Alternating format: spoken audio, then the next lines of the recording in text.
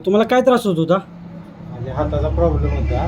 म्हणजे हाताचा प्रॉब्लेम म्हणजे डॉक्टरने काय सांगितलं तुम्हाला? काय प्रॉब्लेम? डॉक्टरांनी सांगितलेलं की त्यांनी अगोदर औषध वगैरे गोळ्या दिल्या, इंजेक्शन दिली. नंतर म्हणले तुला टेनिस एल्बोचा प्रॉब्लेम आहे. तुम्ही एक्सरा वगैरे काढला तिने? एक्सरा वगैरे काढला हां. आणि ते म्हणले नंतर बरं नाही झालं तर तुला इंजेक्शन घ्यावे लागतील बरं. हाडामध्ये, इथं कोपरामध्ये. हं.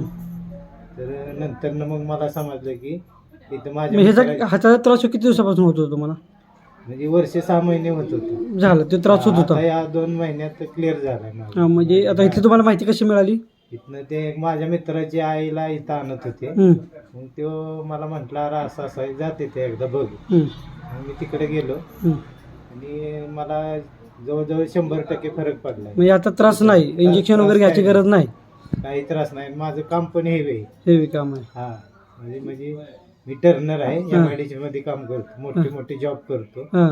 आवळावळीचं काम आहे. त्यामुळे हाताचं जास्त काम आहे. हां. मला आधी झाडू हातात धरायला येत नव्हता, हं. पण आता मी काम व्यवस्थित सगळं करतो. जमतंय तुम्हाला. तुम्ही कुठून आला?